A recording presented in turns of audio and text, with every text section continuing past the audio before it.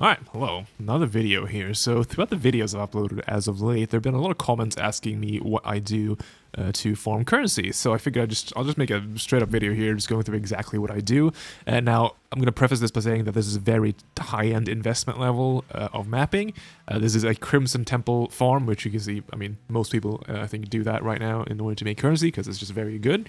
Because whenever you do hit an apothecary, your profits just skyrocket, and it is not unreasonable to hit apothecaries. You can certainly make yourself do that, given you play enough time and you do enough prep work. So yeah, this is going to be very high investment, because I'm just going to go through what I'm not going to offer any budget options or anything. I'm just going to cover exactly what it is I do and how I get the results that I do. Results wise, I think since I've started doing this strategy, I've had about 17, 18 apothecaries drops, something like that.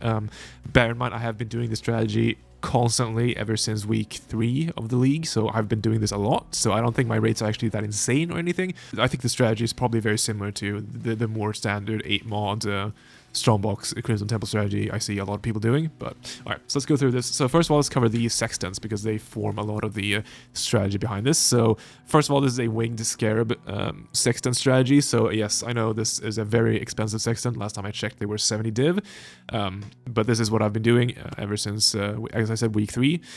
So I don't use the winged Scarabs from this to sell. I've never really actually sold any of mine. I use these to self-sustain, so I run all the winged Scarabs, which makes them very nice, because all you have to do is you have to re-roll them with Harvest, which is the purple juice. Purple juice is probably the cheapest right now out of all 3, and it's really nice. You can easily re-roll them into the Scarabs you need to run, and you can just self-sustain super freely, so that's great. And then you do the 2 Strongbox ones, because Strongboxes just scale really well with item Quant and give you a lot more monsters and more chances to drop good div cards. So first of all, it's the Enraged Strongbox Sextant. Second is the additional Strongboxes and making them enraged, or corrupted rather.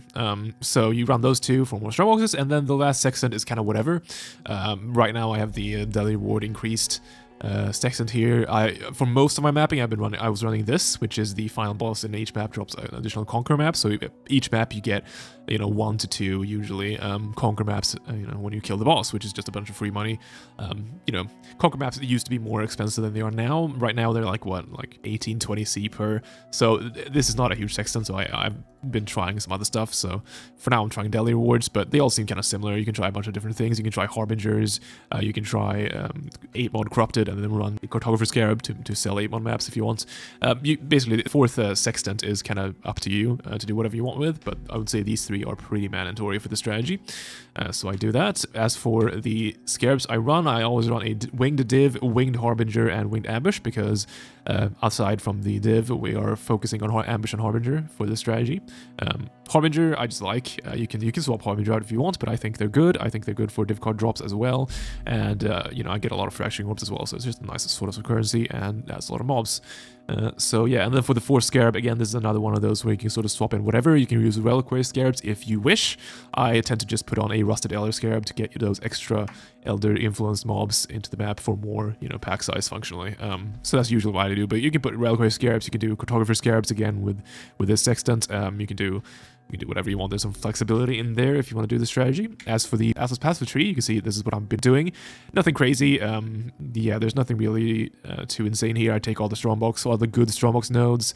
I take the Harbinger nodes, pretty much all of them. I take some Shrine nodes. Shrines I think are just nice. I take the ones that basically adds additional shrines, and this one which gives you a bunch of mobs on them, and yeah, I think shrines are pretty good. Otherwise, I spec into, so if you're doing winged Scarab Sextants, you need to do this cluster here of nodes, because it's only the first 3 possessed monsters in your map that give the winged Scarabs. So yeah, and in order to get those 3 possessed, you take these nodes here, because this node is up to 5 rare monsters in each of your map are possessed, and their minions are touched. So basically, it guarantees you at least 3 possessed monsters every map without you having to do anything. So it makes sure that you always get your winged Scarabs dropped, which is really nice. As for the other points, it's nothing too crazy. I'm always doing Eater altars, just because I like them. I think they give slightly more quant, right, than Searing Exarch. Yeah, and I think they're nice. So yeah, that's cool. Otherwise, yeah, as I said, Strongbox nodes, ambush nodes, Harbinger nodes. I'm getting the wheel here for all the quants. Getting all points here for, again, more modifier power. Taking this for the strong boxes. Again, we don't have to go up here for strong boxes because the strong boxes in your maps are corrupted and rare. We have that on the Sextant already, so this on this thing. This already makes every strong box corrupted and rare, so you can save your points by not taking these notes here. You could take these notes if you want to get the strong box dupes more often. I don't have them taken because I don't think that's a huge deal, but I'm blocking every mechanic. That'll give us more Harbingers, more ambush action, which is just nice, and none of these are really that great for Crimson Temple, so I skip them. As for the points up here, I'm taking some of the Delhi nodes. So these 2 points is just because I'm doing the Elder Influence, so that gives you a tiny bit more pack size. These 2 points kind of whatever, I don't really know where to put them, so for now I'm doing it right here. Otherwise, I'm doing this thing where you get an additional Delhi reward, you know, when you complete the map, or when you kill the boss, basically. These aren't, like, huge, none of these nodes. Like, these can be swapped, but they're okay, because I'm doing every map 100% Delirious, so, you know, they all get affected by this. It's okay. This is a big one, I think. These nodes are all whatever, but this final node where map device has 10% chance to not consume Scarabs is actually really powerful when you're using as many winged Scarabs as I am, because every time this procs, you just get +3 basically winged Scarabs, because you're already sustaining, right? Because every map drops 3 Scarabs, and you're using 3 Scarabs every map. So it's just like every time this procs, which is more often than you'd think. I mean, it's 1 in 10, right? It's 10%, but it does feel like it's quite often. You just get a lot of extra winged Scarabs. And I noticed that after I started taking these nodes here, my Scarab stash just started filling up with winged Scarabs, because I was just getting so big of a surplus of winged Scarabs. So I've been really impressed with these, so I would recommend doing these if you're doing the strategy. Otherwise, I'm taking these here just because they, you know, you can get some additional reward types. It's kind of really whatever. You know, this is not a set strategy. I kind of just take things I enjoy. So, you know, I took these nodes because I'm doing daily on every map, and, like, I don't know, daily rewards are kind of fun, but these nodes are all whatever. You can swap these into whatever you want. You can swap these into whatever you want. I'd say probably keep these, but basically it's quite a flexible tree. I'd say this is all kind of set. I'd keep all this probably on all configurations of this strategy. But, like, as I said, these are movable, these are movable, these are movable, and they can sort of just be moved into whatever you want. As for the maps themselves, I've rolled a few, so we can take a look at what I do. So I do 100% Delirious on every single map. This is obviously depending on how good your build is, like how much damage you do and stuff like that. If you can do the maps 100% Delirious, obviously, the more Delirious you can do, the more rewarding the maps are going to get, because obviously it's just, you know, you just get more daily rewards, right? But if you can't do 100%, you can lower it. So at the very start of the league, when I started doing strategy, so week 3 or whatever, I was doing this on my EK character, and I couldn't do 100% because it didn't feel very good, so I just did, I started off doing 40% Delirious, and then I moved up to 60, and then I did a bunch of 60s, and it felt fine at that point, but I haven't tried the profit margins with today's prices and stuff like that, because I've just been doing hundreds for a long time now, but I'd say it's probably fine if you just want to do less Delirious than I am, but I would say at least have some Delirious on there, because Delirium is just a powerful mechanic. Otherwise, when I roll the maps, I roll them to about 30% pack size and 100% item quantity. There's no, like, set rule to that, but that's sort of where I've found the maps start feeling good, so that's what I've been doing on all the maps. And I also do so this is the Harvest Sextant strat, obviously, since we're doing with the Winged Scarabs, so we are using the Harvest enchant for does not consume Sextants on use on every single map, so it's 2500 yellow juice. So what you might notice from this is that the setup is very expensive per map, because we are getting both 5 Deadly Orbs and the Harvest Sextant craft on each map, which is, I mean, that together is about a div's worth of investment just in the map itself. So per one map, we are spending about a div's worth of investment, not counting the Scarabs, which we are self-sustaining, so you don't need to count those. But yeah, so it's 1 div per map-ish. There's probably a bit more these days. But from my data, and I've been doing a lot of these maps, completely disregarding the Apothecary drops, each of these maps average about a div's worth of profit. And you can fit about 5 or 6, at least I fit about 5 or 6 in an hour. So without Apothecaries, I found this strategy to be making 5 or 6 div an hour, which is not super impressive, but it's fine considering that you have a pretty reasonable chance of getting Apothecaries. I found that with my odds with the maps I've been doing, I've been getting an Apothecary on average once every 80 maps, which, you know, sounds pretty reasonable comparatively to the other strategies that are running Crimson Temples for Apothecaries. So I found that to be pretty good, and obviously when you count that into the profits, they rise a lot because Apothecaries are big money. So I've been very happy with that. So yeah, that's pretty much the strategy. As for why I'm not self-sustaining Harvest, so I started doing that at the very start of the league. I was trying that out, and it does work fine. You do self-sustain the Harvest juice, and it's nice. And it might even be nicer now, actually, considering that the yellow juice is a lot more expensive now than it was at the start of the league. However, my problem with the self-sustaining Harvest is that it's going to eat up 2 of your Sextant slots, because you need the, you know, the yellow juice Sextant and the guaranteed Harvest every map, right, in order to fully sustain. So that's 2 Sextants gone. Now you can replace this one pretty easily, but then all the other 3 are pretty premium Sextants that I wouldn't want to trade for anything really. So that's a big cost. Also, you'd probably have to run something like Growing Hordes to get all the pack size you want, which means you wouldn't get as much value from your winged Scarabs as you would otherwise. Because obviously, while 15 pack size is nice, I would say the increase on this node from Gilded to Winged is less than the actual increase from Gilded Scarabs to Winged Scarabs if you don't use this node. Because if you look at the Scarabs, there's a large increase in power going from Gilded to Winged, like larger than, let's say, so look at this. So Polished Divination is 100%, Gilded is 150. And so basically these all increase 50 per step, but then when you get to the Winged, it increases by 100%, right? So it's basically, it's double the increase comparatively to those steps. And this is similar to everything else, right? So Harby, every Harby here is +1, and then you jump to the Harbinger Scarab here, and it's +3. So you get a lot more value for your Scarabs when you go to the Winged step. And seeing as we can do these permanently, you get a lot of juice, especially from like the strong boxes. You get so many more strong boxes, like it's almost double as good as a Gilded. So it's really nice being able to just run Scarabs regularly and not have to run Growing Hordes.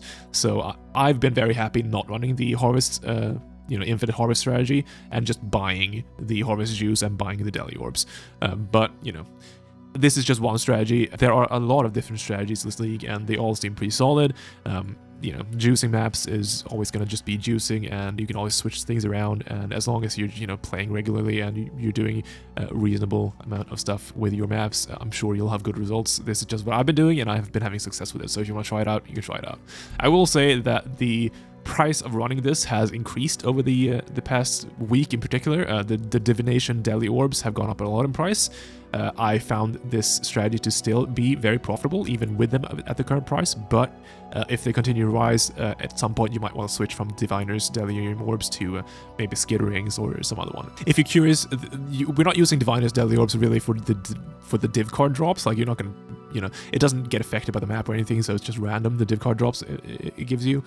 So that's not really a huge deal. It's just like sometimes you get a nice div card from the Delirium, and that's cool, but most of the time you just do this for stack decks. Stack decks are really good money in this league, especially if you sell them in big bulk. If you sell them in big bulk, you can sell them for over 3C per, and that's very good, especially considering that you get like, what, on average like 40 per map or something with a full 100% deli.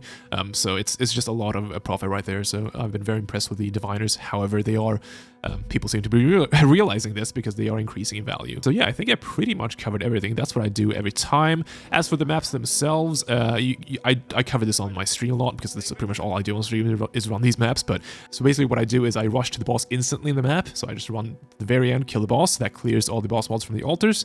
We do this so we get more Quant altars, which are very good because they scale these strong boxes.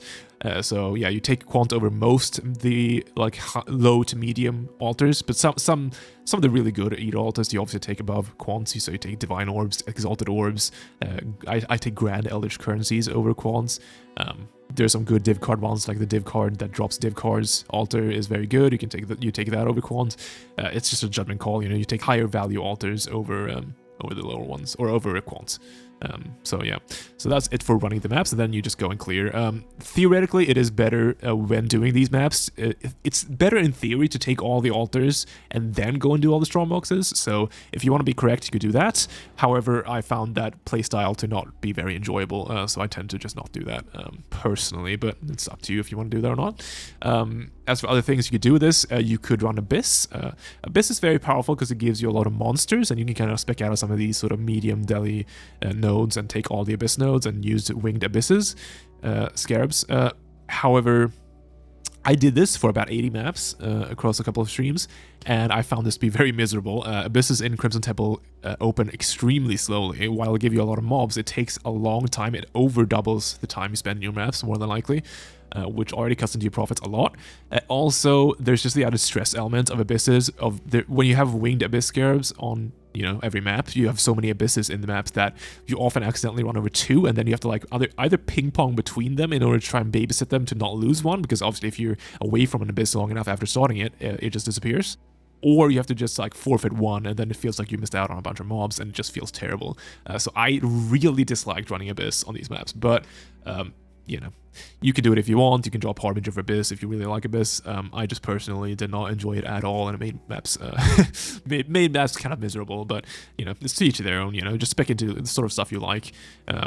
like this tree, like you can swap out like the stuff that I have. I would say the stuff you want is strong boxes. The other mechanics you can kind of just swap into whatever you want to have. I just picked Harbinger because they're add a lot of mobs and they're straightforward and they don't take that much time, and that's cool. And I spec into Delhi because I do Delhi, and Delhi's fun. As for the pros of this strategy, the reason I like it so much is because you don't have to buy Sextants. That's one of the nice things about the Harvest Infinite Sextant strategy, is that you never have to buy Sextants. The only thing you need to buy is Yellow Juice and Delhi Orbs, and both of these are really easily bulk bought. So it's very fast actually to sort of, it's relatively fast considering it's this heavy investment juicing strategy. It's very fast to roll the maps. You just roll them and then you buy, you do 2 trades for your juice and your Delhi Orbs, and then you're done basically. So I found it to be very comfortable to run, and I think Crimson Temple in general is just a very comfortable map, and I think the strategy in general is quite sound. I've had good success with it, and it has made mapping very enjoyable and very profitable overall. So it's been a good time. So hopefully maybe some of you will enjoy this. I know it's a very high investment, but this is what I've been doing and it's been working out. So if this is something you can maybe work towards getting, I would say go for it. It's fun. You could replace the winged Scarab Sextant with Gilded. I'm not sure how the profit margins look when you do that, but that is something you certainly could do. Permanently sustain Gilded Scarabs.